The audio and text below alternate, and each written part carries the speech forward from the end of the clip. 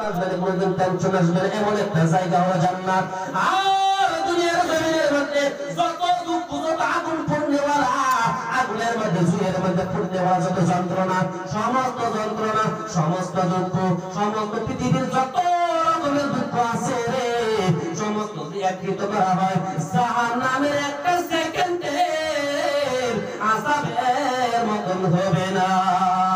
এ মুসলমান রে, আমরা আজকে থেকে 5 ওয়াক্ত নামাজ কায়েম করব। শান্তি যদি আমরা একবার যদি আনতে চাই, একদম হালাল রোজগার করতে লাগবে। হালাল রোজগার করার পর আলিম উলামাকে মুহাব্বত করতে লাগবে। আলিম উলামাকে মুহাব্বত করে এই কথা বলতে লাগবে, হুজুর আমি আলহামদুলিল্লাহ শরীফ জানি না, সূরা ফাতিহা জানি না, সূরা নাস জানি না, সূরা ফালাক জানি না, সূরা ইখলাস জানি না, আমি এইগুলো তাবিরা জানি না। ও হুজুর গো, শিক্ষা করায়া দেন, শিক্ষা করায়া দেন। কেউ যদি আলিম উলামাকে মুহাব্বত করিয়া যদি এইটা দিয়ে বুকে নিয়ে যদি শিখতে পারে, আল্লাহর নবী বলেন, কেউ যদি হক্কানি আলিমকে মুহাব্বত করলো, আমি নবীকে সে স্বয়ং মুহাব্বত করলো। সুবহানাল্লাহ। যদি হক্কানি আলিমকে কেউ যদি মুহাব্বত করলো, একজন আলিম রে, আলিম হয়ে গেছে জয়নগর মাদ্রাসার মধ্যে, হুজাই মাদ্রাসার মধ্যে পড়ে আলিম হয়েছে বাবা।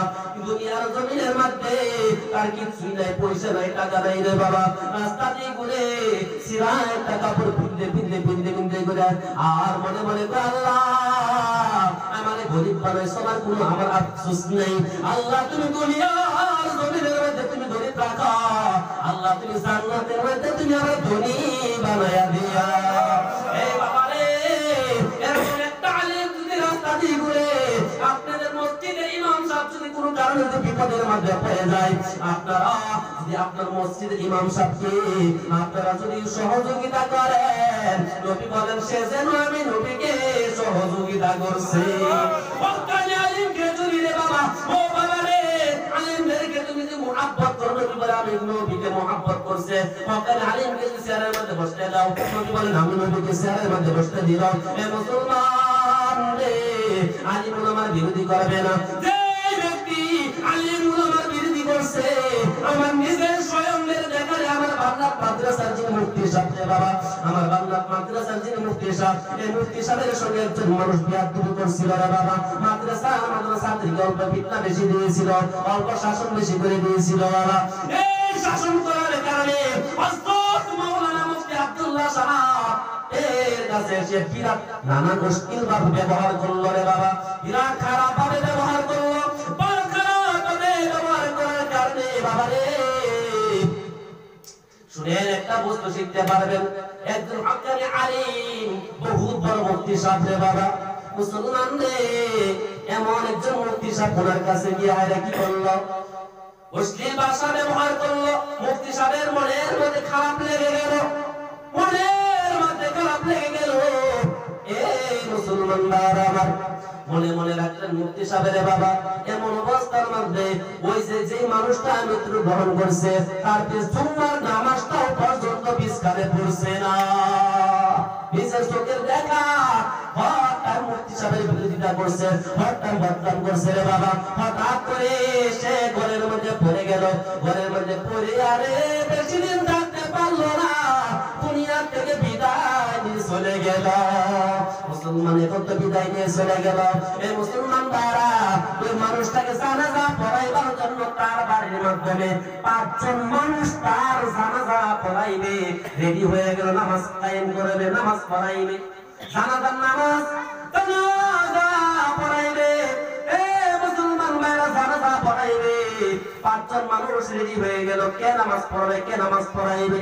মুফতি সাহেব তো জানে আমার সঙ্গে তো সে বিয়াদবি করছিল, মুফতি সাহেব তো শরমাইতে আছে, আইরে আমি তো একটা টাইমে তার বহুত কথা বলছিলাম, এই জন্য শরমাইয়া মুফতি সাহেব 3 কাতারের পিছনে চলে গেছে। 3 কাতারের পিছনে চলে যাওয়ার পর এই কান থেকে আওয়াজ এসে গেল, নামাজ কে পড়াইবে, জানাজা কে পড়াইবে, জানাজা কে পড়াইবে। এই মসজিদের ইমাম সাহেব হযরত মাওলানা মুফতি সাহেব আব্দুল্লাহ সাহেব কোথায়? আয় আয় আয়, নামাজ জানাজা পড়াইয়া দেও।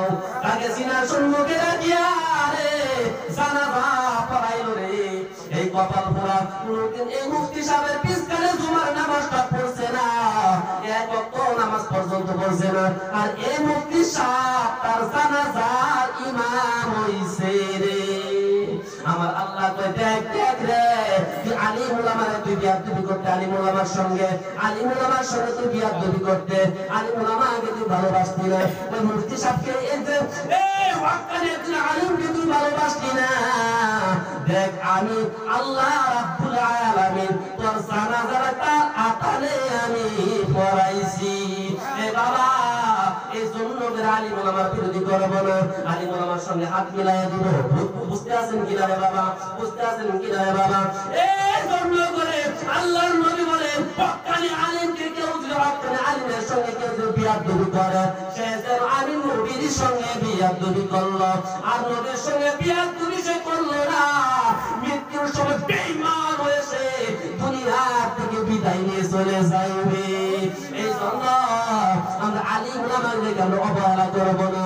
আলিম উলামা বাবার একটা ঘর নাই, আলিম উলামার একটা ভালো সুন্দর একটা ঘর নাই, ভালো একটা গাড়ি নাই, সাইকেল চলাই, আমি বিরাট সুন্দর মতন আমরা গাড়ি চলাই, আমরা করি আগরে ব্যবসা করিয়া বড় বড় গাড়ি নিয়ে আমরা চলি রে। আলিম উলামার আমরা দাম দেই না, আমরা আলিম উলামার দাম দেই না।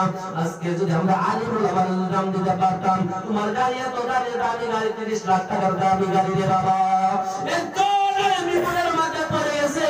তুমি যদি রে শুধু তাই না, হুজুর সাইকেল চালাইতে আছে, সাইকেল চালাবার টাইমে বলেন যদি হুজুর অল্প তারা কাজ করি, অল্প যদি তুই কষ্ট মনের মধ্যে না নেন, আমার গাড়িটার মধ্যে অল্প উঠেন, গাড়ির মধ্যে উঠি অল্প যান, নবী